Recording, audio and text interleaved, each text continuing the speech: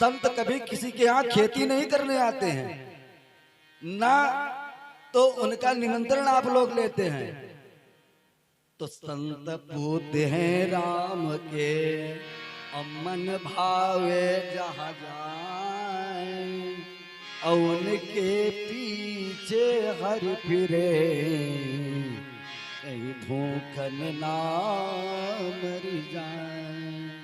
भगवान हमेशा संतों के पीछे लगे रहते हैं कि कहीं हमारा बेटा भूखो न सो जाए। इसलिए संत महापुरुष जब आते हैं तो हम आपसे आप व्यवस्था कर देते हैं उनकी चकाचक व्यवस्था करते हैं संतों की। इसलिए आज संत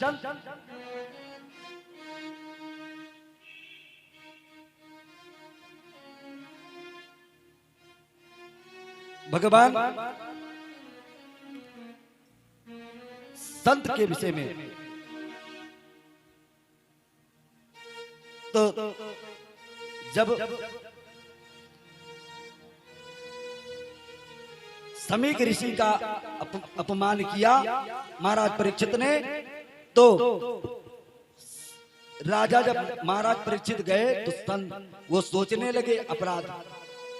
अब तो अपने आप को कोस रहे हैं महाराज परीक्षित कि अरे राजन, तुमने बहुत बड़ा अपराध कर दिया अपने जीवन में। कभी आपके पूर्वज, आपके पिता कभी उन्होंने संतों का अपमान नहीं किया, और ये कैसे भूल हो गई तुम्हारे हाथों के द्वारा कि आज तूने संत का अपराध कर दिया।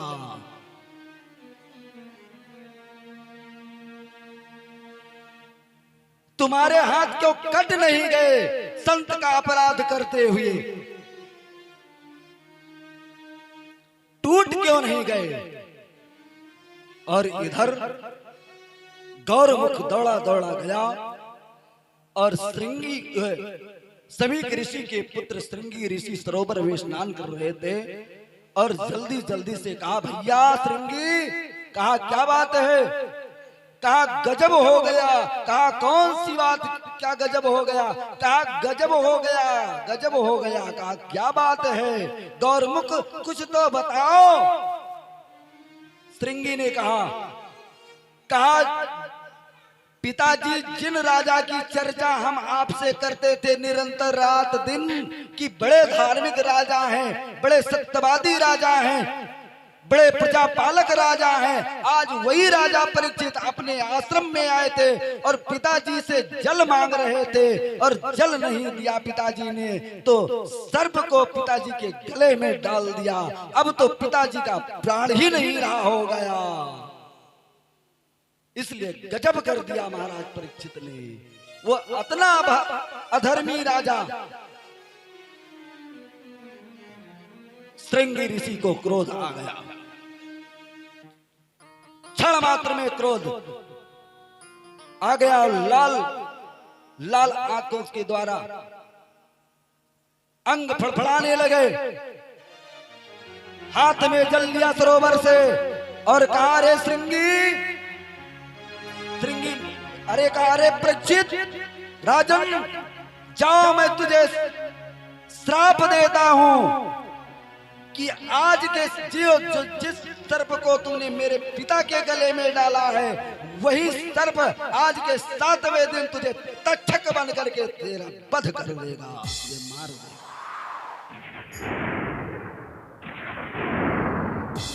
और श्राप दिया।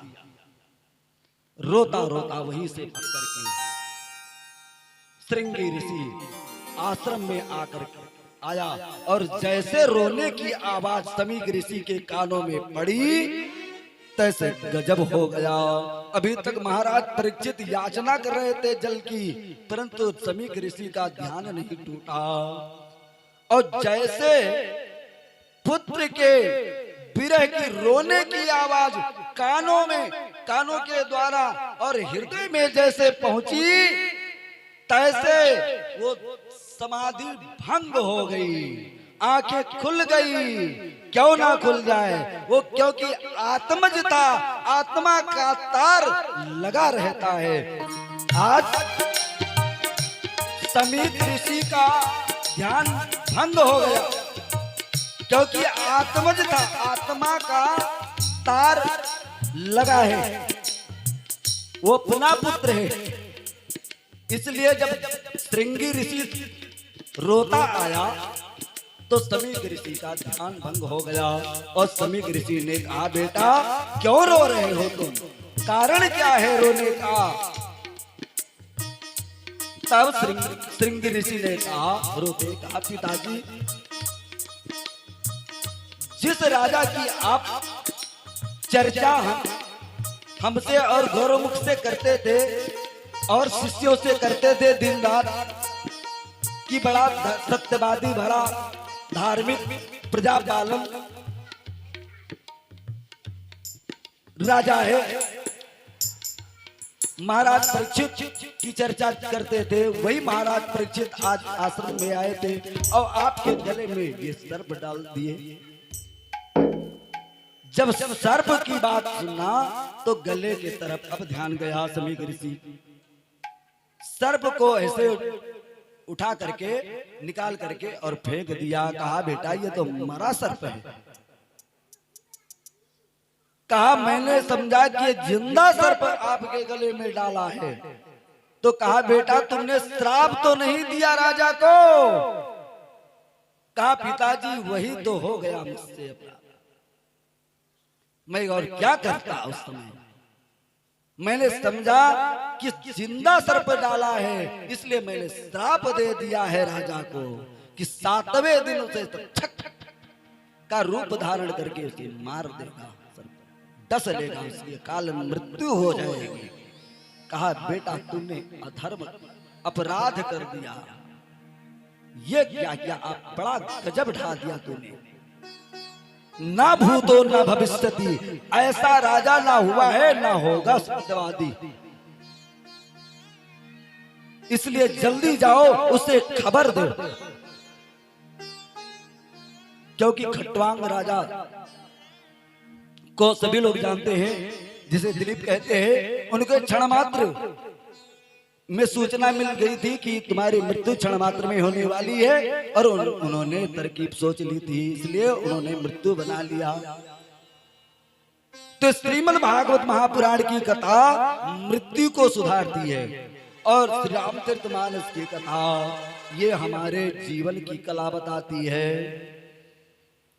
क्योंकि जीवन अगर जीना है, शिक्षा लेना है, तो रामचरितमानस घर में ला करके और उसका पठन करो, उसका पाठ करो, और सबके बीच में उसका गान करो, समझाओ, उसके आदर्श पर चलो, और श्रीमद् भागवत महापुराण की कथा को श्रवण करके और उसके अगर भगवान श्री कृष्ण ने जो किया है उस पर करोगे तो गड़बड़ में पड़ जाओगे। इसलिए गीता में जो भगवान ने कहा है उस पर अमल करो, और भगवान ने रामायण में जो किया है उस पर अमल करो, तब तो कल्याण है। और अगर कहीं श्रीमद् भागवत में जो भगवान श्री कृष्ण ने किया है अगर ऐसा करोगे तो गड़बड़ में पड़ जाओगे।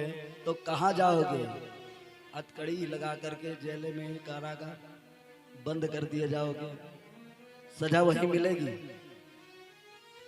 छोटों की नहीं, जमानत नहीं होगी। अरे भगवान श्री कृष्ण आगे लीला है, गीत बताएंगे।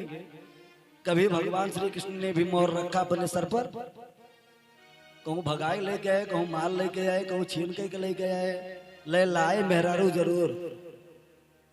और एक नहीं 16,108 विवाह किया। और राम जी जब राम जी के बारात गए रही तब होम गजब है घरा, गजब उसमें भी हुआ था। गजब क्या हुआ था? दुल्हा सरकार पहले 1 महीना पहले ससुराल में विद्यमान, और बिना दुल्हा के बारात गए अयोध्या से। जब रास्ता में सब कहे दुल्हा कहाँ है, तो अब काऊ बता दे कि दुल्हा कहाँ है। काऊ कहे ससुराल में विद्यमान है, पहले मान भाव 1 महीना पहले। इतना परेशान रहे मेहरारू खातिर, वहां भी गजब हो गया। इसलिए यहाँ बिना दूल्हा की बारात गई थी, लेकिन मोर रखा गया वहां विधवत विवाह संस्कार हुआ भगवान का। तो सभी ऋषि ने कहा, हे बेटा जल्दी से जाओ राजा को खबर कर दो, ताकि राजा और अपना मृत्यु संभाल ले।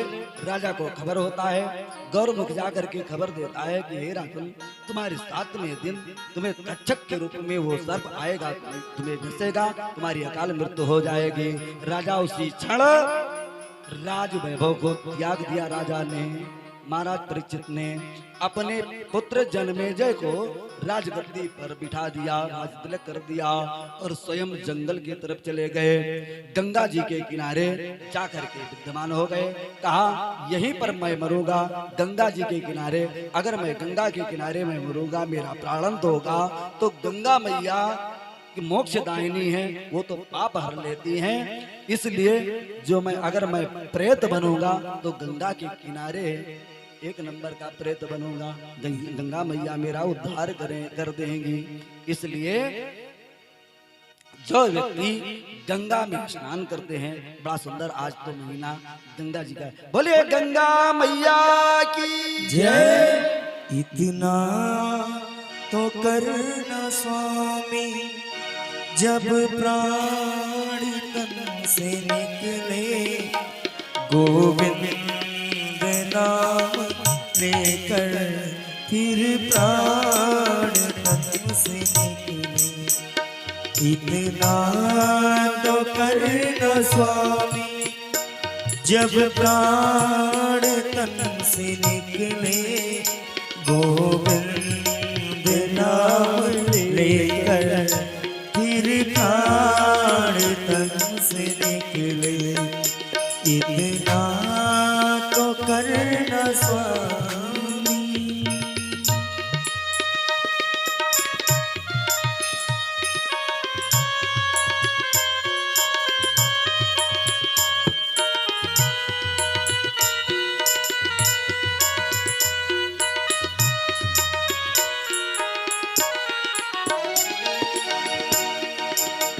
श्री गंगा जी का तट हो, यमुना का बंसी बट हो, मेरा सावरा निकट हो, जब प्राण तन से निकले। श्री गंगा जी का तट हो, यमुना का बंसी बट हो, मेरा सावला निकट हो, जब प्राण तन से निकले। इतना तो करना स्वामी, जब प्राण तन से निकले, गोविंद नाम लेकर फिर प्राण तन से निकले। इतना तो करना स्वामी।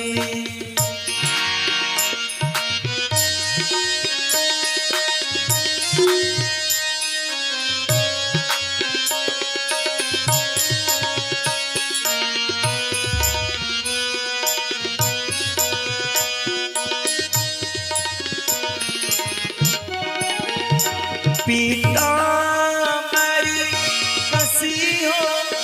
छवि मन में या बसी हो, ओठों में कुछ हंसी हो, जब प्राण तन से निकले।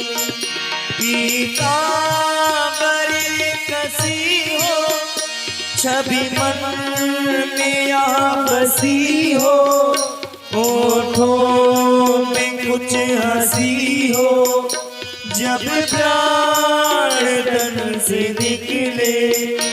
इतना तो करना स्वामी, जब प्राण तन से निकले। निकले गोविंद नाम लेकर, जब प्राण तन से निकले इतना तो करना स्वामी।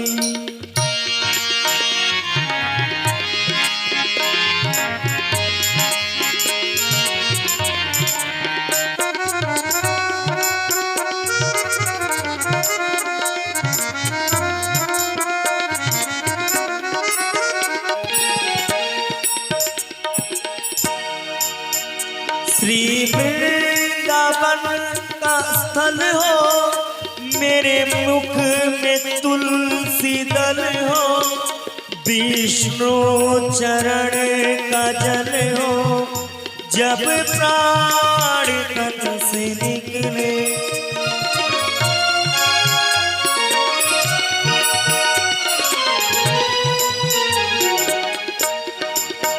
श्री वृंदावन का स्थल हो, मेरे मुख में तुलसी दल हो, विष्णु चरण का जल हो, जब प्राण तन से निकले इतना तो करना स्वामी। जब प्राण तन से निकले गोविंद नाम लेकर, फिर प्राण तन से निकले। सभी लोग ताली बजाते हैं। इतना तो करना स्वामी, जब प्राण तन से निकले गोविंद नाम लेकर, फिर प्राण तन से निकले। इतना तो करना स्वामी, जब प्राण तन से निकले गोविंद नाम लेकर, फिर प्राण तन से निकले।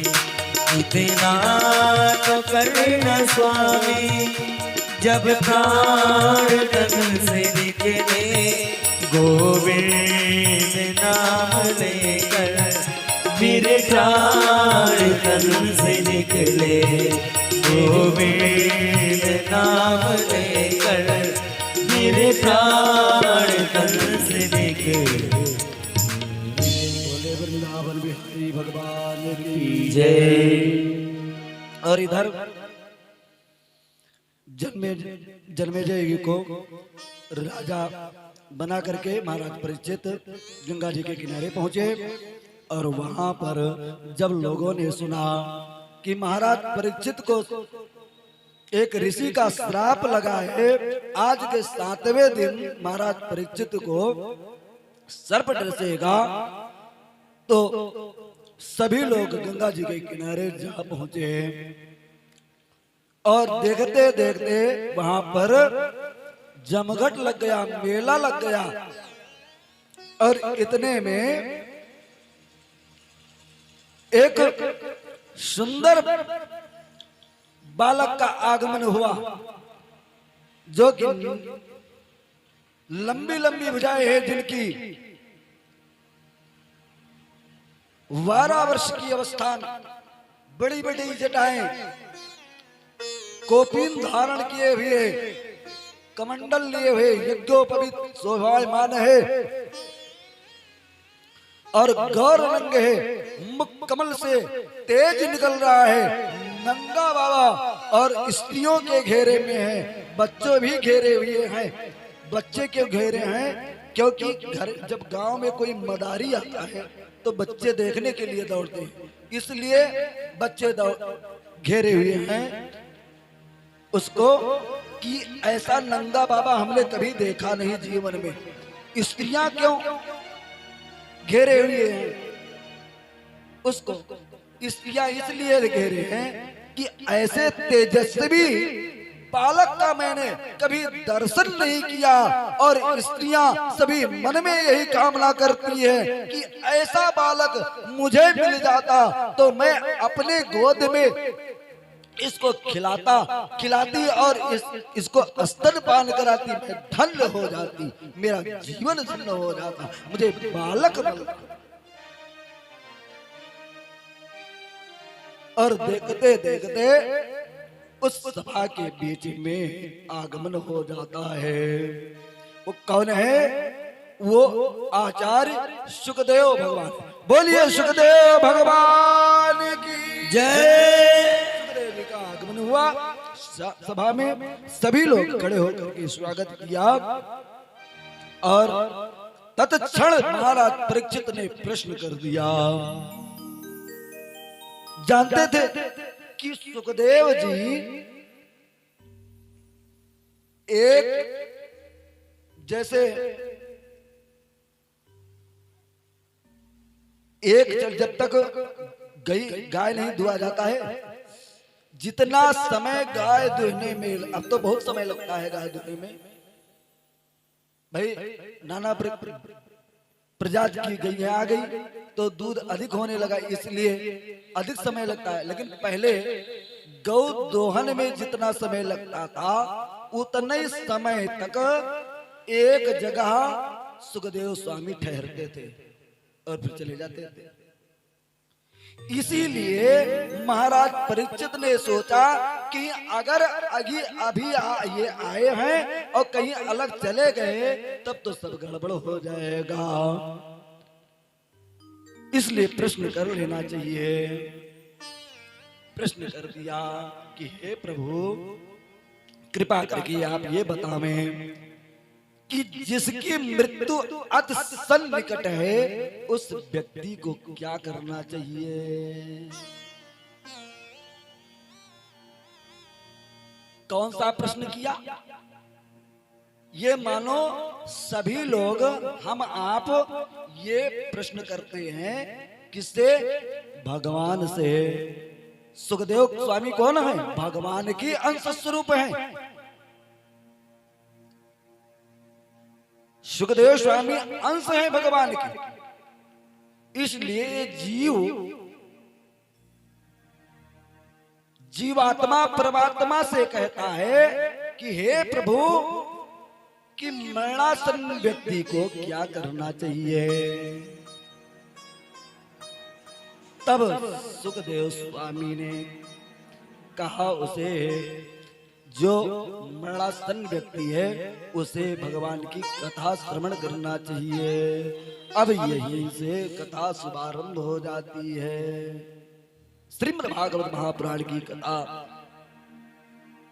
श्रवण कराना प्रारंभ कर दे। सृष्टि का वर्णन सर्वप्रथम और भगवान नारायण के नाभि कमल से ब्रह्मा, नाभि से कमल उत्पन्न हुआ, कमल पर ब्रह्मा जी के एक मुख था। ब्रह्मा जी ने जब चारों दिशाओं में अपना मुख घुमाया तो ब्रह्मा जी को चार मुख हो गया। ब्रह्मा जी के चार मुख हो गया, तब चारों तरफ ब्रह्मा जी ने देखा कि जल ही जल दिखाई पड़ रहा है, कोई व्यक्ति है ही नहीं। तो अब सोचने लगे ब्रह्मा जी, किसने मुझे प्रकट किया है? आखिर कोई होगा तो जरूर। तो पता लगाने के लिए ब्रह्मा जी उसी कमल की नाल में प्रविष्ट हो गए, सूक्ष्म रूप धारण करके। जब प्रविष्ट हुए तो 1000 वर्ष लग गए, परंतु कोई और चोर नहीं मिला। कानों में आवाज पड़ी ब्रह्मा जी के कि तप करो, तप करो, तप करो। तप करना प्रारंभ कर दिया। तप करने के बाद में तब आवाज पड़ी कि हे ब्रह्मा जी, तुम सृष्टि करना प्रारंभ करो। अब सृष्टि करना प्रारंभ कर दी।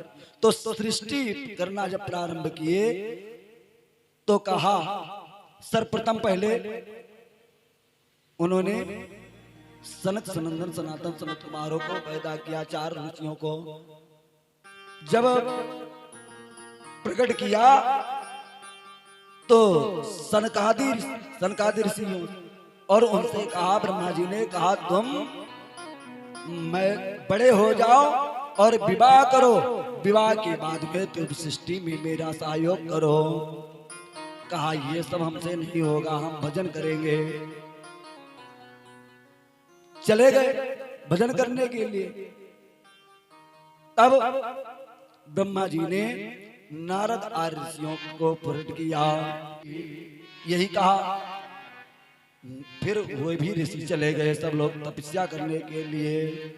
अब ब्रह्मा जी को क्रोध आ गया, भवें सिकुड़ गई, तो रुद्र प्रकट हुए। जब क्रोध आया तो रुद्र प्रकट हुए भावों से, और रुद्र ने कहा, भगवान शंकर ने कहा कि ब्रह्मा जी ये बताओ मुझे क्यों आपने प्रकट किया। कहा हे भोलेनाथ आप मेरी सृष्टि में सहयोग दें। अब भोलेनाथ की सृष्टि बड़ी खतरनाक सृष्टि। भोलेनाथ पहले भूत प्रेत पिशाच राक्षस इन लोगों को, भूत प्रेतों को पैदा करने लगे, बनाने लगे। बिच्छू सर्प गोजर को बनाने लगे, इसमें बिच्छू विष डालने लगे, भयंकर सृष्टि करना प्रारंभ कर दिया। जब ब्रह्मा जी ने देखा कि ये खतरनाक सृष्टि तो कर रहे हैं, भोलेनाथ रोक दिया, कहा रहने दो, हो गया। अब ऐसी खतरनाक सृष्टि मत करो, नहीं तो हम जिसको पैदा करेंगे वो तुम्हारे ही ये सब गण सपाचट कर जाएंगे। तो इसलिए इनको ले जा करके कहीं अलग इनका ठिकाना कर दो। भगवान शंकर लेकर के चले गए कैलाश पर्वत पर, वहीं पर निवास करने लगे। इधर ब्रह्मा जी सोच रहे हैं अब मैं क्या करूं, सब तरफ तो जल ही जल दिखाई पड़ रहा है। तब छींक आ गई ब्रह्मा जी की, और एक जब छींक आई तो नाक से एक छोटा सा जीव उत्पन्न हुआ, जिसके दोनों दांत बाहर के तरफ निकले हुए हैं, और वो देखते देते क्षण मात्र में पर्वताकार होगा। बोलिए बारह भगवान की जय। भगवान 12 रूप धारण कर लिए, 12 रूप धारण करके और पृथ्वी को लाने के लिए जल में प्रविष्ट हो गए। और जब पृथ्वी को लाने के लिए उधर गए तो इधर नारद ने जो कश्यप के 2 पत्नियां थी, दिति और आदिति, दिति से दैत्य और आदिति से देवता, दिति महारानी से 2 जो बच्चे थे वे एक हिरण्यकश्यप और हिरणाक्ष। हिरण्यकश्यप बड़ा भाई था, हिरणाक्ष छोटा भाई था। हिरणाक्ष बड़ा बलवान था। वो एक दिन अपने बल उसके पास अधिक था, इसलिए सरोवर में आया और ब्रह्मा को ललकारने लगा कि मुझसे युद्ध करो। तो ब्रह्मा जी कहा, बुढ़ा कहना हम तो आप बुढ़ा हो चुके हैं, हम कैसे युद्ध करेंगे। कहा नहीं तो इस कमल को छोड़ दीजिए, जिस पर बैठे हो ये सिंहासन छोड़ दो। कहा देखो भैया हम नहीं लड़ सकते। कहा तो किसी को बताओ। कहा हाँ बताएंगे जरूर। ऐसा है कि तुम जाओ नारद जी से मिलो। कहा कहाँ मिलेंगे। कहा अभी जाओगे तो मार्ग में तुम्हें मिल जाएंगे नारद जी। और उधर से तब तक नारद जी का आगमन हो रहा था। जैसे हिरण्यकश्यप ने, हिरणाक्ष ने कहा अरे नारद ठहरो, कहाँ जा रहे हो, मुझसे युद्ध करो। कहा देखो भैया हम युद्ध करें नहीं जाने। कहें तब क्यों ये बियना उड़ा लादे घूम रहे हो। कहा देखो हम लड़े उड़े नहीं जाते, लड़ावक जानी थे, लड़ावक बड़ी भात जानी थे। तो कहीं बताओ, कहीं यही लागे जाओ। और अभी जलमा विष्णु भगवान गए हैं पृथ्वी का लावा करते, 12 रूप धारण करके, और जाओ उन्हीं से युद्ध करो, बतहार सब बल हेराई जाए। नारद जी बता दिए। अबे हिरणाक्ष चला। उधर से तो भगवान विष्णु ला रहे हैं पृथ्वी को, और इधर से हिरणाक्ष जा रहा है नीचे। बीच में रास्ते में भेंट हुई। हिरणाक्ष ने ललकारा विष्णु भगवान को, अरे बदले सुकर तुम इस पृथ्वी को कहां ले जा रहे हो। ये तो पृथ्वी वीरों की वसुंधरा है, वीरों की भौगोलिक की वस्तु है, इसे तुम क्या करोगे। इसे इतना करोगे केवल अपने दांतों से इसे खोद करके ऊबड़ खाबड़ बना दोगे और कोई तुम्हारे मतलब की चीज नहीं है ये मुझे दे दो। कहा भगवान ने कहा ऐसे नहीं दूंगा। कहा कब? कहा मुझसे युद्ध करो। कहा यही खातिर तो आए ना। हिरणाक्ष ने कहा इसीलिए तो मैं आया हूं, तो युद्ध करो मुझसे। तो कहा अच्छा रुको भाई। भगवान ने कहा रुको, इस पृथ्वी को हम अपने आधार शक्ति से स्थापित कर देता हूं, रोक देता हूं, और जो जीत जाएगा वो पृथ्वी को लेकर के जाएगा। कहा करो बात नहीं। अब भाई हिरणाक्ष भी बलि था। हिरणाक्ष और भगवान में युद्ध हुआ। युद्ध होते होते भगवान ने जम करके एक गदा हिरणाक्ष को मारा और हिरणाक्ष का प्राणांत हो गया। बोलिए भक्तवत्सल भगवान की जय। अपने भक्त की रक्षा की, उनका उद्धार किया। ये भगवान के भक्त थे। इनका नाम था विजय। हिरणाक्ष और हिरण्यकश्यप बाद में नाम पड़ा। ये जय विजय नाम के दो पार्षद भगवान के थे, विष्णु भगवान के। एक दिन शनकादिक ऋषि जा रहे थे दर्शन करने के लिए। ये 5 वर्ष के नन्हे थे तो हजारों वर्ष के, परंतु नन्हे से 5 वर्ष के भांति ये विचरण किया करते थे नंगे धड़ंगे। तो भगवान वैकुंठनाथ उस समय अपनी लक्ष्मी जी के साथ में शयन कर रहे थे। इतने में ये सनकादिक ऋषि पहुंच गए द्वार पर, और द्वारपालों ने मना कर दिया। कहा कहाँ जा रहे हो बिना पूछे जांचे? कहा यह ले हम मैं रोको। कहना कहन अपने पापा से मिले। और कैसे? कहन अपने पापा से मिले। कहना हाँ। कहन अपने पापा मम्मी से मिले जाए थे। और कैसे मिले जाए थे? अरे भाई बालक का है गाय ना लड़का, और काहे काहे की उसे क्या मालूम? 5 वर्ष का नासा बालक। और वो कहने लगे कि भले मातारी बाप सोवत हुए, तो उसे क्या मालूम, वो तो मिलने के लिए जा रहा है। ले जब रोका पार्षदों ने तो तुरंत शनकादिक ऋषि क्रोधित हो गए और उनको श्राप दे दिया। कहा जाओ तुम राक्षस हो जाओ। जब श्राप दिया बस तुरंत भगवान विष्णु भी आ गए लक्ष्मी के साथ में। कहा बहुत बढ़िया करो, बहुत बढ़िया, यही बात रहे। भगवान विष्णु सोचने लगे कि यह ना हुए ऋषियान है और अब मैं कहूं मैंने नौकर का ऋष मलिकों के ऊपर बरसाए दे। भाई घर में अगर नौकर पाले हो और नौकर कहूं अरे बेटे कर आवे, तो वो आराम के पास है, मालिक के पास तो है। और कोनो अपराध कर दी तो मालिक के पास जरूर है। मलिको घसीट दिन जाई है नौकर के साथ। तो यह लिए भगवान विष्णु लक्ष्मी के साथ आए। कहीं जल्दी चलो, कहीं हम अकेले न जा, डराई थे। कहीं काहे? कहीं लक्ष्मी जी तू चलो, नहीं तो गड़बड़ाई जे। अगर मम्मी न रही है पापा जी है तो सब गड़बड़ हो जाए। तो मम्मी पापा दोनों आए, भगवान विष्णु लक्ष्मी दोनों साथ में आए। कहीं बहुत अच्छा किया आपने जो श्राप इनको दे दिया, इसी के पात्र थे। शनकादिक ने कहा कि जाओ तुम राक्षस हो जाओ और तुम त्रेता में कुंभकर्ण और रावण के रूप में अवतरित लोगे। तुम्हारा भगवान आकर के उनको बाद में फिर भाई संतों का जो श्राप था वो श्राप नहीं देते थे, उसमें आशीर्वाद लगा रहता था। श्राप तो देखने में देते थे परंतु वो श्राप आशीर्वाद के रूप में परिवर्तित हो जाता था, पीछे आशीर्वाद भी लगा रहता था।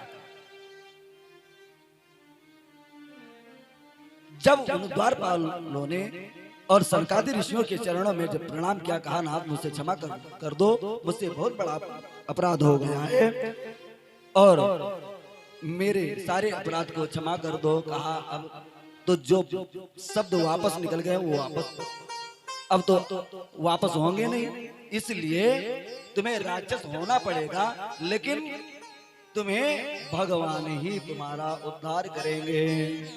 3 जन्म तक तुम राक्षस बनो।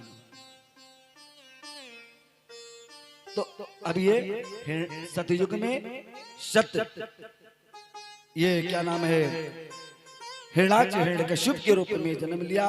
भगवान नरसिंह बन कर हिरण्यकश्यप का वध कर देते हैं, उद्धार कर देते हैं, और 12 बन करके हिरणाक्ष का उद्धार करते हैं। और द्वापर में दंतवक्र और शिशुपाल के रूप में अवतरित होते हैं वो दोनों पार्षद। तब भगवान श्री कृष्ण का अवतार होता है। भगवान श्री कृष्ण उनका भी उद्धार करते हैं। और त्रेता में रावण कुंभकर्ण के रूप में अवतरित होते हैं। फिर राम भगवान बन करके रामावतार में राम बन करके और उनका कल्याण करते हैं, उनका उद्धार कर देते हैं। तब फिर पुनः ये द्वारपाल के रूप में प्रविष्ट हो जाते हैं। इसीलिए यही भय था द्वारपालों को। जब सुदामा जी मिलने गए द्वारिकाधीश से, तो द्वारपालों ने रोका नहीं। ये तो टीवी के लोग दिखा दिए हैं कि नहीं, द्वारपालों ने रोका नहीं है। अरे अब एक बार तो फंस गए थे ये द्वारपाल, अब दूसरी बार ब्राह्मण को रोक करके अपराध करेंगे? अगर अब की श्राप मिल गया ब्राह्मण का तो नरक ही नरक होगा। इसलिए द्वारपालों ने रोका नहीं।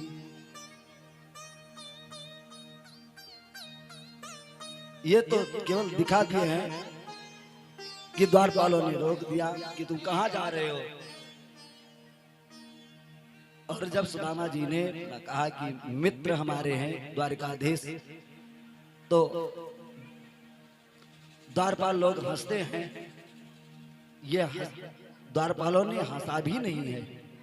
द्वारपाल जा करके और भगवान श्री कृष्ण से कहते हैं, हे प्रभु, एक ब्राह्मण आया है, कोई निर्धन ब्राह्मण है, जिसके पैर में ये चप्पल भी नहीं है, जूता भी नहीं है, फटी फटी धोती है, और सर पर कोई पगड़ी भी नहीं है। ऐसे निर्धन ब्राह्मण आपके दरवाजे पर आकर के और आपको अपना मित्र बताता है, अपना नाम सुदामा बताता है। और जब सुदामा नाम भगवान ने सुना तो भगवान नर संभाल सके अपने को, और भगवान तुरंत सिंहासन को छोड़ करके दौड़ पड़े सुदामा से मिलने के लिए।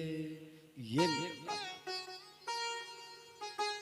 आज वही हिरण्याक्ष का वध कर देते हैं भगवान। आगे आती है, आगे सृष्टि का वर्णन होता है, संचार होता है, और पृथ्वी ला करके भगवान ने स्थापित कर दिया जल पर। और तब ब्रह्मा जी ने सृष्टि करना प्रारंभ किया, मनुष्य रूपा को उत्पन्न किया। और मनुष्य रूपा से कहा ब्रह्मा जी ने क्या कि तुम धर्म से सृष्टि का संचार करो मेरे साथ में। और मनुष्य रूपा के ही हम आप संतान हैं। मनुष्य रूपा ने पहले 3 कन्याओं का जन्म दिया, आकुति, देवहूति, प्रसूति। और आकुति का विवाह रुचि प्रजापति के साथ में हुआ, और देवहूति का विवाह कर्दम ऋषि के साथ हुआ, और प्रसूति का विवाह दक्ष प्रजापति के साथ में हुआ, जिसके सती नाम की कन्या उत्पन्न हुई दक्ष से। और इधर देवहूति से और कर्दम ऋषि से ये हुए यज्ञ नारायण, और आकुति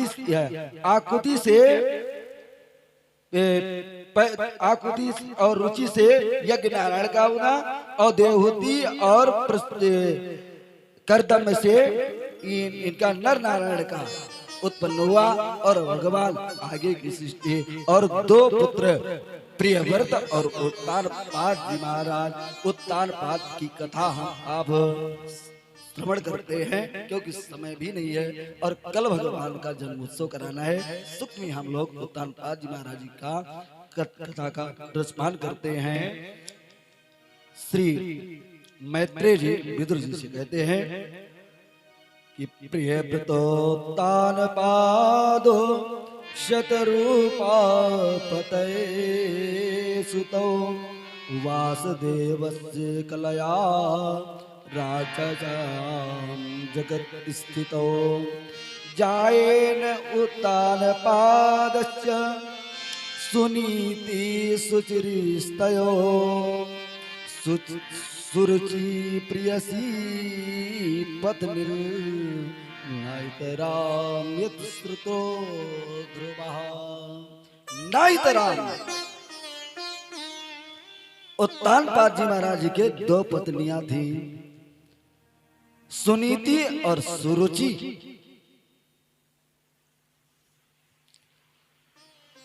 क्योंकि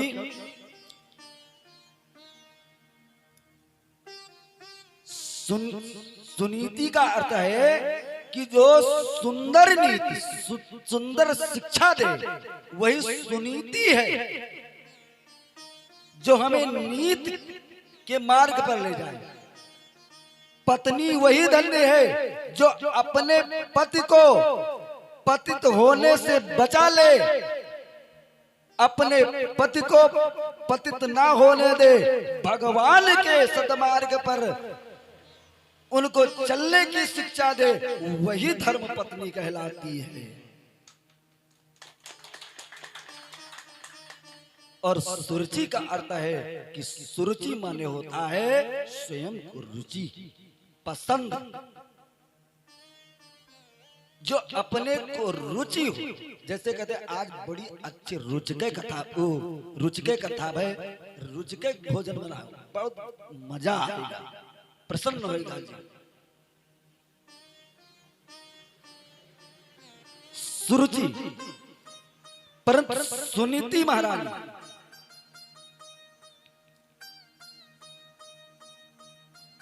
जब सुरुचि महारानी आई तो सुरुचि महारानी भाई हर घर में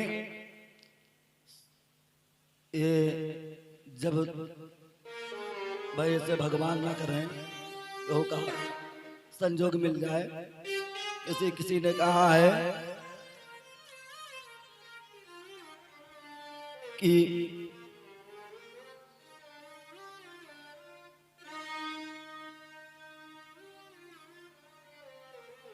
जिसके घर होती दो पत्नी, जिसके घर होती दो पत्नी, कुछ होती है वो कुंवारी ना। जिसके यहाँ दो दो पत्नी है तो उनके क्या पूछते हैं, उनके तो मान लो सब लाइटिंग लगी है, लेकिन भगवान संजोग ऐसा बनावे। तो आज उत्तानपाद जी महाराज जी के दो पत्नियां हैं, सुनीति और सुरुचि।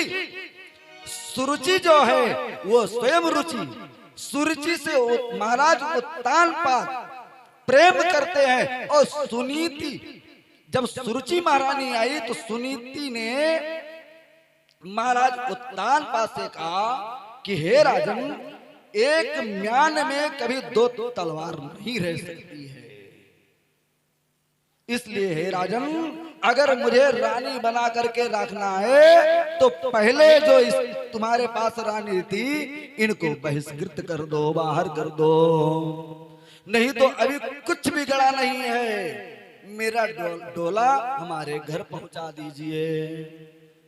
जब ऐसा शब्द सुरुचि ने कहा तो सुनीति महारानी, क्योंकि स्वयं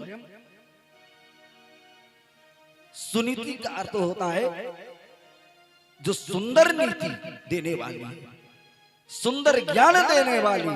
सुनीति महारानी ने कहा अरे बहना तुम ये क्या कह रही हो, मेरे कहने पर तो महाराज ने दूसरा विवाह किया है, और तुम अगर चाहती हो कि मैं इस घर में नहीं रहूं तो कोई बात नहीं, मैं बाहर रहूंगी और घर का सारा किंकर्ज करूंगी। और जो ये ताज की बात जो कर रही हो तो लो ताज मैं अपने सर से उतार करके तुम्हारे मस्तक में मैं धारण करती हूँ। इसलिए हे देवी तुम जाने की बात मत करो, तुम रहो, मैं बाहर निकल जाती हूँ।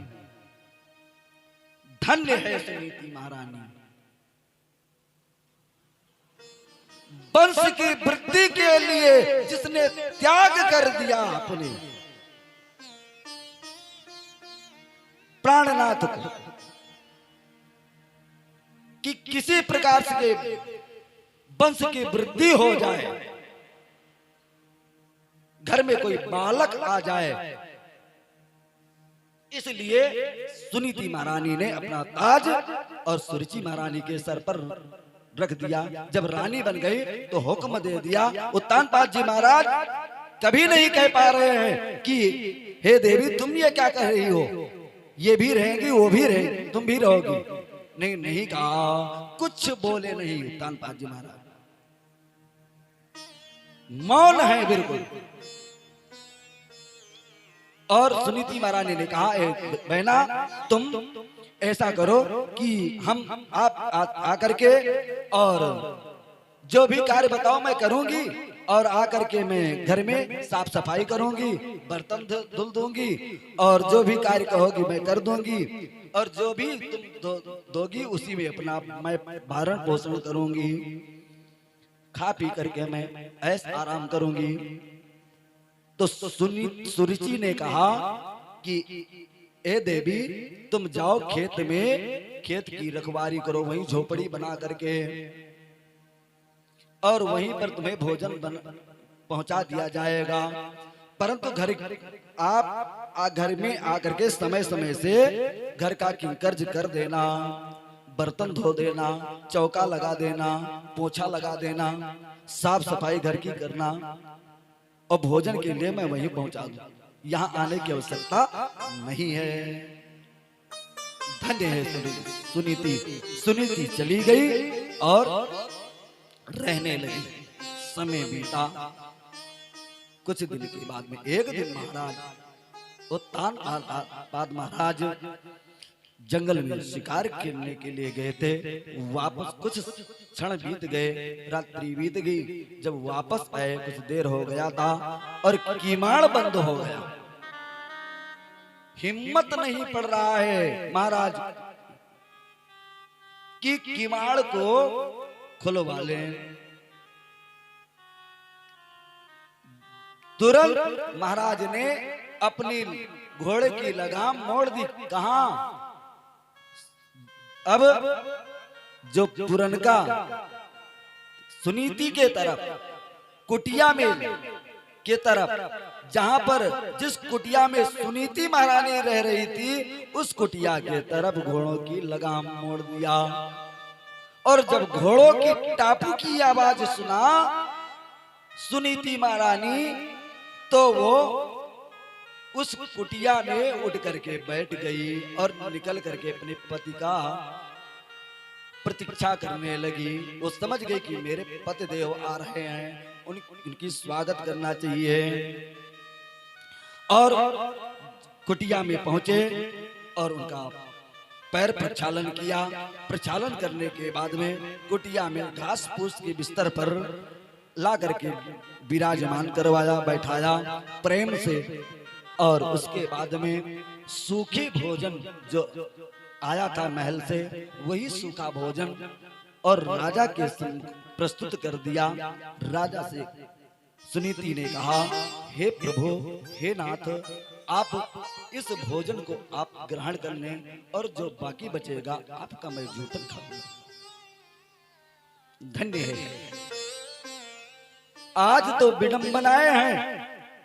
हम आप देखते हैं, घर घर में जाते हैं, हम लोग देखते हैं। अब तो कहते हैं ये स्मार्ट जमाना है। ठाक स्मार्ट जमाना है। क्या स्मार्ट जमाना है? ये कहता है फैशन है। फैशन महाराज, फैशन।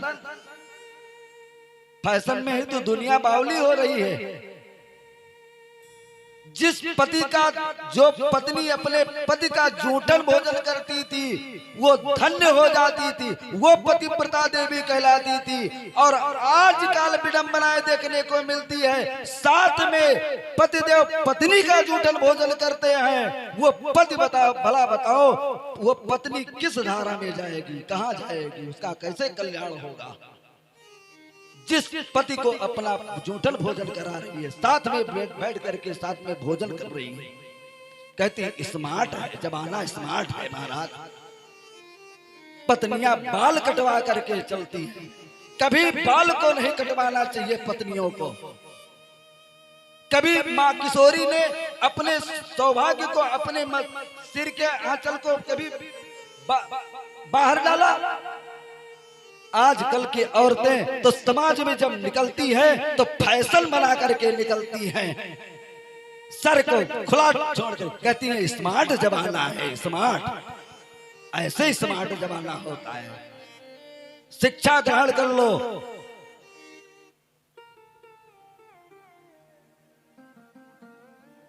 आज से बिल्कुल प्रण कर लो कि ऐसी भूल मत करना। अगर अंग का प्रदर्शन करना हो तो अपने पद के सामने अंग का प्रदर्शन करना, पर पुरुषों के सामने अंग का प्रदर्शन मत करना, नहीं तो हंसी होगी।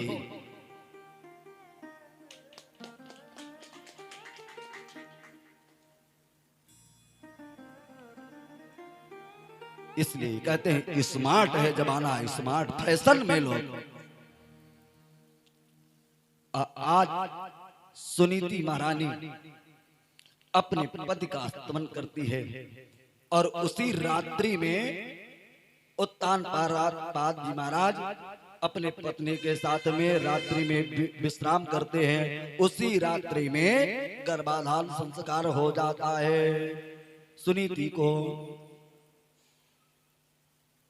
और भगवान सुबह जैसे हुआ तैसे सुनीति महारानी उठ करके अपने पति के चरणों में प्रणाम करती है और उत्तान पाद जी महाराज फिर घोड़े पर बैठ करके अपने महल की तरफ चले जाते हैं। समय काल बीता, इधर तो सुनीति से एक बालक उत्पन्न होता है, उधर सुरुचि से भी बालक उत्पन्न होता है। जो सुनीति से बालक उत्पन्न हुआ उसका नाम था ध्रुव। बोले ध्रुव जी महाराज की जय। और जो सुरुचि से उत्पन्न हुआ उसका नाम उत्तम था। ध्रुव का अर्थ होता है ध्रुव, जो अटल रहे अपने वचन पर।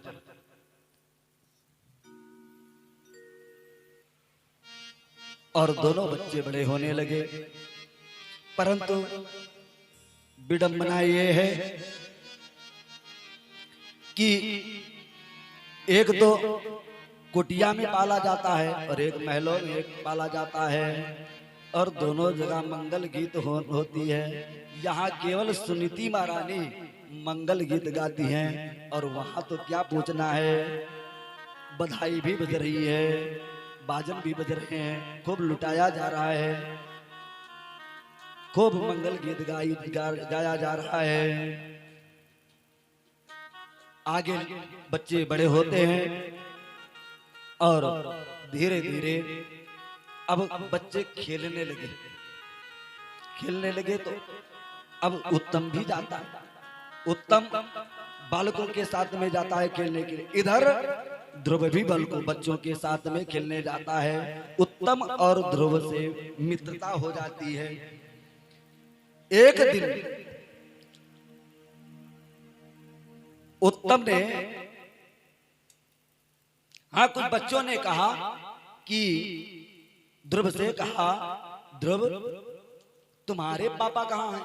तुम्हारे पापा तो दिखाई नहीं पड़ रहे हैं, सबके तो पापा हैं और तुम्हारे पापा कहाँ हैं? अब ध्रुव को चिंता हुई। ध्रुव को चिंता हुई, हाँ हमारे पापा तो है, पापा के विषय में तो माता ने कभी चर्चा ही नहीं चलाई। ध्रुव दौड़ा दौड़ा आया, माता के हाथ को पकड़ करके झकझोरने लगा, मैया ओ मैया बताओ मेरे पापा कौन हैं?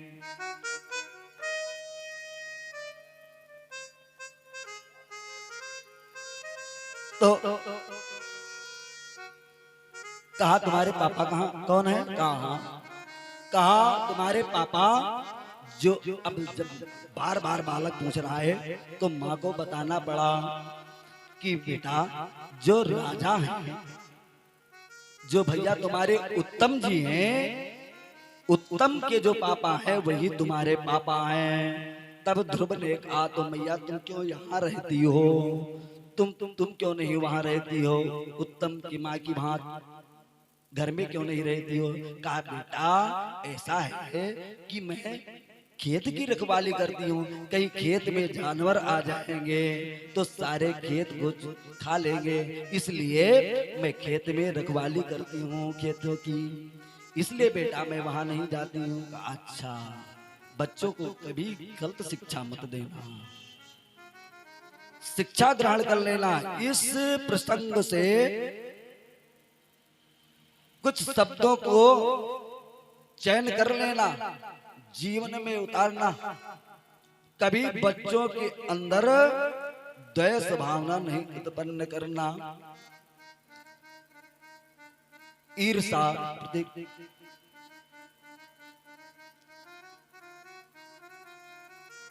एक मास्टर साहब थे, उनके बच्चा था, तो मास्टर साहब ने किसी से पैसा ले लिया था, तो बार बार आता था मांगने के लिए। तो एक दिन सुबह सुबह वो व्यक्ति आ रहा था, मास्टर साहब ने खिड़की से देखा कि वो व्यक्ति फिर आज सुबेरे सुबेरे आ रहा है मांगने के लिए पैसा। तो ऐसा है कि बच्चे को बुलाया, कहा बेटा इधर आओ।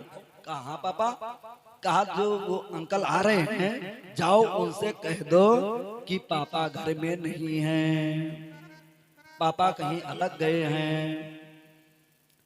कहा ठीक। जैसे वो व्यक्ति दरवाजे पर आया, मास्टर साहब को पुकारा, बालक ने तुरंत दरवाजा खोल करके आगे आया, कहा बेटा तुम्हारे पापा कहाँ हैं। अब बालक ने कहा कि मेरे पापा ने कहा है जो अंकल जी आ रहे हैं उनसे कह देना कि पापा घर में नहीं हैं। क्या कहा था मास्टर साहब ने?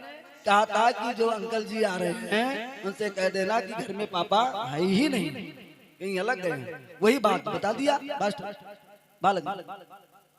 ऐसी शिक्षा मत देना बच्चों को,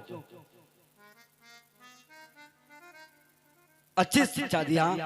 और एक दिन ध्रुव खेलता खेलता गया, अपने पिताजी के गोदी में बैठने के लिए उत्सुक बना।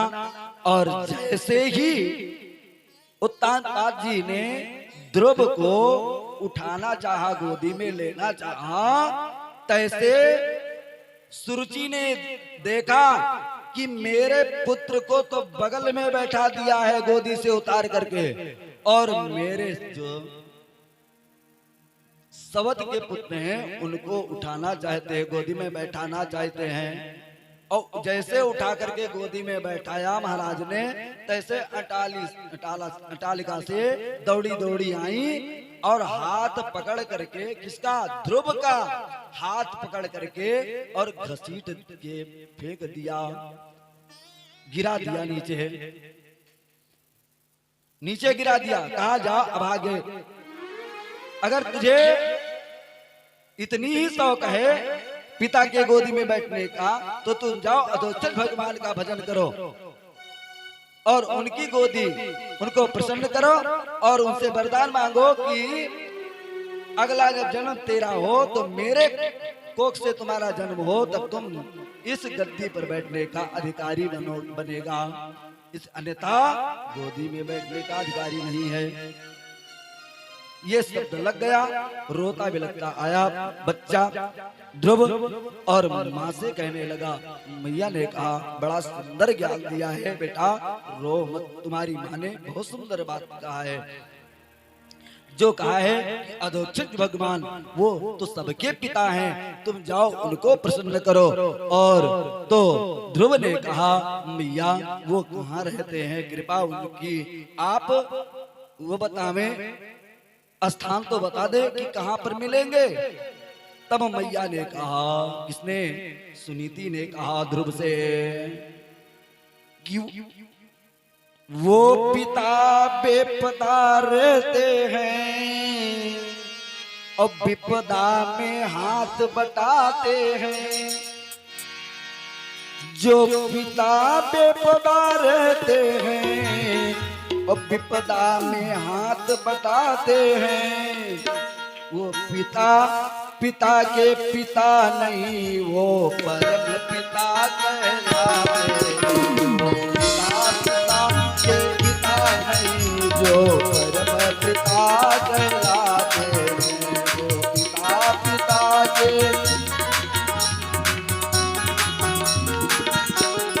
कहा बेटा तुम घबराओ ना, तू वो परम पिता है, उनकी तुम आराधना करो, उनका तपस्या करो। और तुरंत अब्बा के चरणों में प्रणाम किया और जंगल की तरफ चला गया।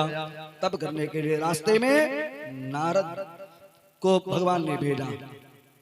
भगवान सोचने लगे कि नन्हा सा बालक है, अभी जाएगा जंगल में, हिंसक पशु मार करके इसको खा लेंगे, इसलिए नारद को भेजा। कहा जाओ तुम इसे समझा बुझा करके वापस कर दो कि पढ़ लिख करके कुछ विद्वता हासिल कर रहे, उसके बाद में जब अवस्था आएगी भजन करने की तब ये जाएगा भजन करेगा। नारद बाबा आते हैं, समझाते बुझाते हैं, परंतु उसके पल्ले नहीं पड़ता।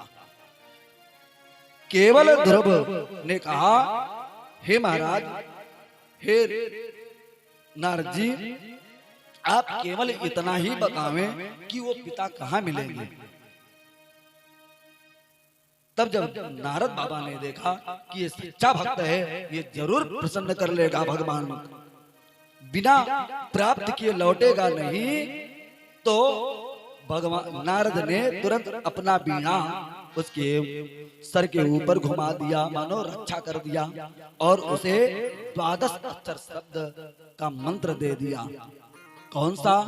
ओम नमो भगवते वासुदेवाय।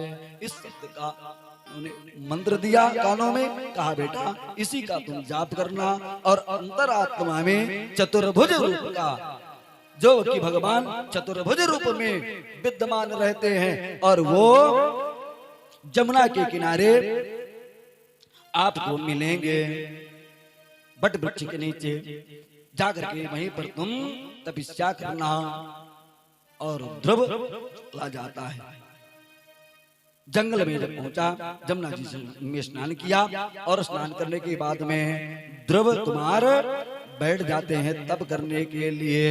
प्रथम महीना का तप करना प्रारंभ करते हैं। प्रथम जब महीना लगता है तब का, तो मैत्रेय जी कहते हैं विदुर जी से, ए विदुर जी, त्रियात्रांते कपित बदरासना का तीसरे दिन, पर दिन नहीं, हर दिन नहीं, तीसरे दिन त्रियात्रांते कपित बदरासना। कपित कहते हैं कैथा को, और बैर, कैथा और बैर खा करके तीसरे दिन 3 रात्रि जब बीत जाती है, तब आहार लेते हैं ध्रुव जी। एक बार आहार लेते हैं और तब करना प्रारंभ कर देते हैं। कैसे तप करते हैं? नन्हा सा 5 वर्ष का बालक ध्रुव आज कठिन तप कर रहा है कि प्रथम मास 30 दिवस, एक कैथ एक बैर, कर आहार ध्रुव अटल हुए, करते प्रभु की टेर। प्रभु को पुकारने लगे, ओम नमो भगवते वासुदेवाय का जप करना प्रारंभ कर दिए। मन में चतुर्भुज रूप का झांकी सजाए हुए बैठे हैं, और छठे दिन टूट कर, अब दूसरा महीना लगता है, छठे दिन टूट कर गिरे पात तिल खाए तब यूं रहो दूसर मास बिताए। दूसरा महीना बिता रहे हैं और दूसरे महीने में छठे दिन 6 रात्रि 6 दिन बीत जाते हैं। तब सूखे पत्ते जो गिरते हैं लाल लाल पत्ते उसका आहार लेते हैं ध्रुव जी। और तीसरा महीना जब लगता है तब तो गजब हो जाता है।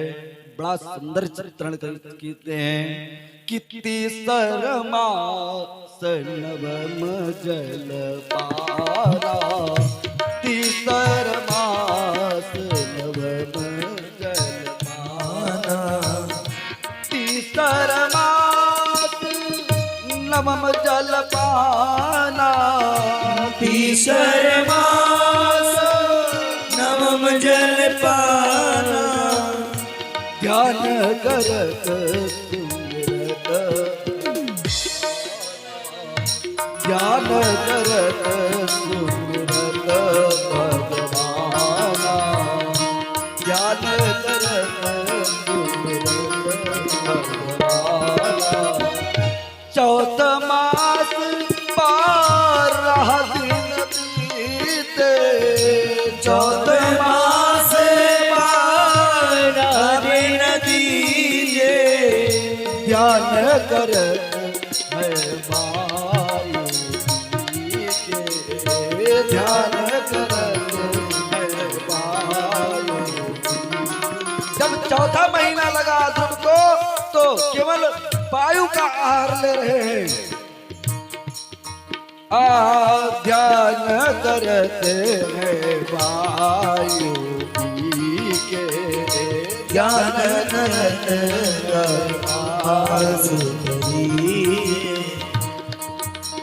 यही विद सो सुमिरन करत लागो पंचम मास, यही विद सो सुमिरन करत लागो पंचम मास। एक पैर तब दे गुरु खड़े रोक कर श्वास, एक पैर से तब खड़े रोक कर श्वास। अब 5वें महीने में जब 5वां महीना लगा तो एक पैर के बल पर और श्वास को रोक दिया और चित्रकारों ने लिख दिया आगे अर्धाली बढ़ा दिया कि श्वास रोके पुण्य रोक होगाना, श्वास रोके कठिन तप करना प्रारंभ कर दिया। नन्ना था, कितना वर्ष का बालक है? 5 वर्ष का बालक।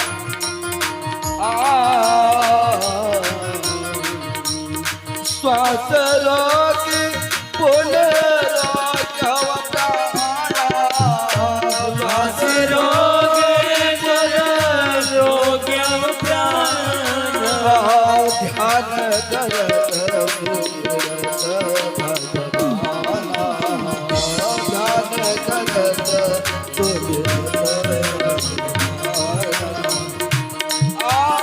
व्याकुल वही सब देवता के हरि के पास, व्याकुल वही सब देवता के हरि के पास। बेदिया निरचा करो रुकिए सबकी सांस, नाथ बेग रक्षा करो रुकिए सबकी सांस। बोले भक्तवत्सल भगवान। आज ध्रुव ने श्वास भी रोक लिया, प्राण भी अवरुद्ध कर लिया। अब जब अपने प्राण को रोक लिया तो अब पूरे सबके प्राण अवरुद्ध हो गए। सारे संसार में खलबली मच गई, नदियां भी बहना बंद कर दिया, पशु पक्षी भी सांस लेना बंद कर लिए। जीव की तो बात ही अलग, सारे जीव का प्राण अवरुद्ध हो गया। सभी देवता लोग घबरा करके भगवान के पास में जाके पहुंचे और भगवान से कहने लगे कि महाराज, हे प्रभु, रक्षा करो, रक्षा करो, नहीं तो अभी सृष्टि चौपट हो जाएगी। सब किसी राक्षस ने बहुत भयंकर तप कोई तप कर रहा है और सबसे जल्दी तो इंद्र डरात रहे। इंद्र को बहुत जल्दी डर लग जाता था जब कोई किसी का तप भयंकर हो जाता था तो इंद्र बहुत जल्दी घबराते थे कहीं इंद्रासन न छूट जाए, मुझसे छीन लिया जाए। तो इंद्रादि देवता तुम लोग सभी लोग पहुंचे और भगवान से प्रार्थना की। भगवान ने कहा तुम लोग घबराओ मत, ये कोई राक्षस नहीं है और ये नन्हा सा मेरा एक बालक है और जिसकी ये 5 वर्ष का बालक है वो मुझे प्राप्त करना चाहता है, उसी का ये कठोर तप है और मैं जल्दी से जा करके और उसे तप से मुक्ति दिलाता हूँ और उसको मैं वरदान देता हूँ। भगवान कहते हैं भगवान देवताओं से कि माँ भैष्ट बालम तपसो दुरतया निवर्तयिष्ये प्रतियासधाना यतो हि वा प्राण निरोधयासि औतान पादर्मय संगात्मा। ये कोई दूसरा नहीं है, ये महाराज उत्तान पाद का प्रथम बालक है जिसका नाम ध्रुव है। भगवान तुरंत और जाकर के कालिंदी के किनारे पहुंच जाते हैं जहां पर ध्रुव खड़े हैं, एक पैर के बल पर श्वास को रोके हुए हैं, दोनों भुजाएं ऊपर ऐसे हाथ जोड़ करके और केवल आवाज आ रही है वायुमंडल से। कौन सी धुन सुनाई पड़ रही है भगवान के कानों में? ओम नमो भगवते वासुदेवाय। तो इसलिए भगवान पुकारते हैं कि बेटा उठो, तुम नेत्र खोलो, मैं तुम्हारे सामने हूं। और जैसे भगवान ने 3 बार कहा बेटा तुम नेत्र को खोलो, मैं तुम्हारे सामने हूं, नेत्र खोलो बेटा, नेत्र खोलो। ध्रुव नहीं तो भगवान विस्मय में पड़ गए। कहा अगर एक क्षण भी विलंब हुआ तो सृष्टि सब चौपट हो जाएगी, इसलिए कोई तरकीब करना चाहिए। योग माया को स्मरण किया और योग माया से विनती किया भगवान ने, और भगवान ने कहा योग माया से कि हे योग माया तुम इसके अंदर जाकर प्रविष्ट हो और जो चतुर्भुज रूप की झांकी है सजाए है अपने मन में, इसको अपने तरफ आकर्षित कर लो, गायब कर दो, बस इसका ध्यान भंग हो जाएगा। योग माया जी तुरंत ध्रुव के अंदर प्रविष्ट हो जाती है और अपनी शक्ति से उस चतुर्भुज झांकी को गायब कर देती हैं। जैसे चतुर्भुज की झांकी ध्रुव के हृदय से जैसे गायब हुई, तैसे ध्रुव जी का नेत्र आपसे आप खुल गया और देखते हैं जो अंदर आत्मा में चतुर्भुज रूप सांवला स्वरूप था वही आज भगवान सामने प्रकट है। सशंक चक्रम शकिरीट कुंडलम शपीत वस्त्रम सरसीरक्षणम सहारवक्षस्थल कौस्तुभश्रियम नमामि विष्णु शिरसा चतुर्भुजम। ये चतुर्भुज झांकी भगवान को ध्रुव को दिखाई पड़ी और भगवान ने ध्रुव ने प्रणाम किया भगवान को। भगवान ने उठा लिया गोदी में और लाड प्यार करने लगे। और उसके बाद में ध्रुव से कहा भगवान ने बेटा तुम कुछ मांगो। क्या कहा? मांगो।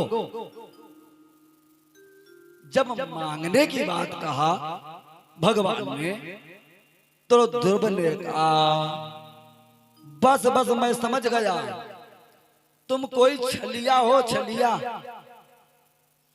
केवल मुझसे छल करने के लिए आए हो, मेरा ध्यान भंग करने के लिए आए थे, तुम सचमुच के भगवान नहीं हो। अब लो, ध्रुव कह रहे हैं कि तुम सचमुच के भगवान नहीं हो, भगवान सामने खड़े हैं। भगवान कह रहे हैं मांगो ध्रुव से, और ध्रुव कह रहे हैं कि तुम सचमुच के भगवान नहीं हो। कहा क्यों बेटा, मैं क्यों भगवान नहीं हूं सचमुच के? कहा ये बताओ प्रभु, अगर आप सचमुच के भगवान हैं तो मुझे आश्चर्य यह हो रहा है कि एक लौकिक पिता जो जन्मदाता पिता है वो इतना कमा करके रख जाता है कि मेरा बेटा कभी किसी से मांगे ना। संसारिक पिता अपने पुत्र को इतना संपत्ति दे देता है, संपत्ति दे देता है कि बेटा मेरा मांगे ना, किसी के हाथ आगे हाथ ना फैलावे। और आप तो जगत पिता है, आप तो नारायण हैं, और नारायण होकर के आप कह रहे हैं मांगो। इसलिए मुझे संदेह हो रहा है आप असली भगवान नहीं हो सकते, और असली होते तो मांगने के लिए नहीं करते। जब आपने मुझे गोदी में उठा लिया तो सारा अधिकार तो पुत्र का हो गया। अब बता क्या बचा।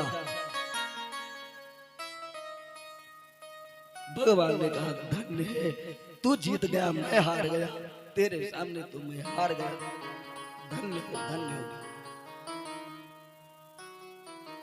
भगवान ने ध्रुव को आशीर्वाद दिया, कहा बेटा जाओ, तुम 36,000 वर्ष तक तुम राज करोगे, अंत में मैं ऐसा पद देता हूँ, ध्रुव जी के सप्त ऋषि लोग तुम्हारा परिक्रमा करेंगे और विवाह कार्य में तुम्हें लोग साक्षी बनाएंगे। आज भी उत्तर दिशा में एक तारे के नाम से प्रसिद्ध रहता है। हमेशा रात्रि में जब विवाह पंडित जी करवाते हैं तो विवाह पति पत्नी को, और पंडित जी कहते हैं कि ध्रुव का दर्शन साक्षी बनाते हैं, ध्रुव का दर्शन करवाते हैं। और ध्रुव जी अब अपने महल की तरफ आते हैं। जब महल की तरफ आते देखा किसी बालक ने दौड़ करके आया और उत्तानपाद महाराज को बताया, कहा हे राजन, तुम्हारा जो पुत्र गया था जंगल में तप करने के लिए वो सुरक्षित है, मैंने अपने आंखों से देखा है, वो वापस आ रहा है। और उत्तानपाद जी महाराज तो चिंतित थे कि मेरा लड़का नहीं आ सकता, अब तो जंगल में चला गया, मैं इतना वशीभूत हो गया पत्नी के प्रेम में कि मैं अपने पत्नी को जरा सा भी नहीं रोक सका कि तुम देवी क्या कह रही हो, मेरा नन्हा सा बालक चला गया है करने के लिए, वहां पर हिंसक पशुपक्षी रहते हैं, उसने मार दिया होगा, खा लिए होंगे और मेरा बेटा मर गया होगा, इसलिए मुझे अब इसी की चिंता लगी थी। अब आज मैं धन्य हो गया कि मेरा बेटा वापस आ रहा है। और उत्तानपाद जी महाराज ने नगर वासियों में आदेश दे दिया कि नगर को सजाए जाएं, हाथी घोड़े पालकी सजाए जाएं, रथ सजाए जाएं, क्यों न सजाए जाएं, क्योंकि आज प्रभु को पाप करके आ रहे हैं। कौन? ध्रुव जी। क्योंकि कहा गया है कि जा पर कृपा राम की होई, ता पर कृपा करे सब कोई। जिस पर प्रभु की कृपा हो जाती है उस पर सभी लोग कृपा कर देते हैं। इसलिए आज ध्रुव जी महाराज आ रहे हैं, अगवानी के लिए सभी लोग जाते हैं और स्वागत करते हैं और जो उनको रथ पर बैठा करके लाते हैं, राज सिंहासन पर बैठा देते हैं और 36,000 वर्ष तक तप राज्य किया। अंत में मृत्यु के सर पर अपना पैर रख करके ध्रुव लोक के ध्रुव जी चले गए और जो उत्तम थे उत्तम का उत्तम मार दिए जाते हैं और इधर ध्रुव लोक में प्राप्त हो जाते हैं। वैसे इसी शब्दों के साथ में वाणी को विराम